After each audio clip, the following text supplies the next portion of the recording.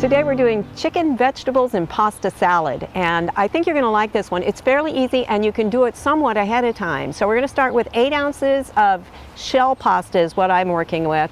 You can use whatever shape you have, but small ones work better.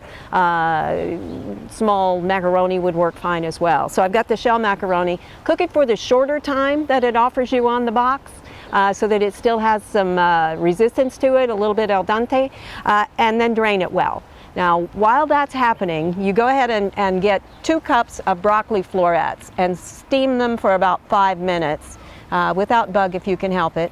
And then when you get the pasta done and that's drained off, these should be done about the same time. And while the pasta is still warm, we're going to go ahead and mix all the ingredients together because it absorbs the flavors better when it's under that situation. So we've got the 2 cups of pasta going in, and then I've got about 1/4 teaspoon of salt. I cook the pasta without adding any salt to the water because I'm going to be adding some seasonings that include salt as I go, and so those flavors are going to be included later. I'm also going to add 2 cups of diced cooked chicken. Now, salads should be, all the ingredients should be in bite-sized pieces. So the broccoli floret should be cut so that you can get it in your mouth without having to cut it. And the same with the chicken. I like it bigger, I like it chunky, but not so big that people have to get out the knife. I just want them to be able to use the fork as they go through.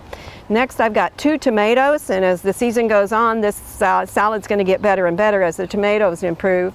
So I've got 2 large tomatoes that are going in here, and again, I'm trying to get most of the chunks cut so that they're similar in size. So the broccoli florets and the tomato pieces and the chicken are about the same. And then I've got 2 radishes.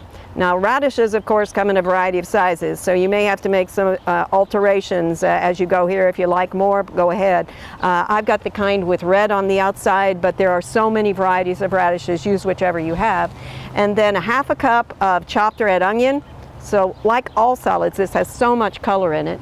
And then about 1/4 teaspoon to 1/2 teaspoon of black pepper, depending on how spicy you want it. And the last thing I'm going to add to this is 3/4 cup of Italian dressing. And you can see by the surface of this one that this one actually has oil in it. So it's what you might call it a real one as opposed to a light or a fat-free version. But you can use those others as well. This is going to go over the salad, and then you're going to stir it fairly gently because you've got the tomatoes in there and the seeds and so on are going to come out. And then hopefully you'll have about 30 minutes that you can cover this and put it in the refrigerator so the flavors have time to mix together. However, if you were going to a potluck, you could do this a few hours ahead of time. You could probably, because the broccoli is steamed and the chlorophyll is set so that the color comes out a little bit better, you may be able to do it and hold it overnight, but I wouldn't count on it the first time. I'd experiment with that with leftovers, see if it looks okay the next day too. Generally what happens when chlorophyll is exposed to acid, and we have acid ingredients here in the tomato as well as the salad dressing, it starts to discolor.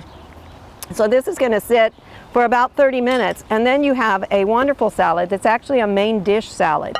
So this becomes your meal. It's not a side salad like a lot of pasta salads are, because we have lots of protein, we have lots of vegetables, we have some carbohydrate as well. So you could do this with a whole grain pasta if you chose. But there you go. This is chicken, vegetable, and pasta salad. It goes together fairly quickly. I think you'll enjoy it, and I think your family will like it as well. For Oklahoma Gardening, I'm Barbara Brown.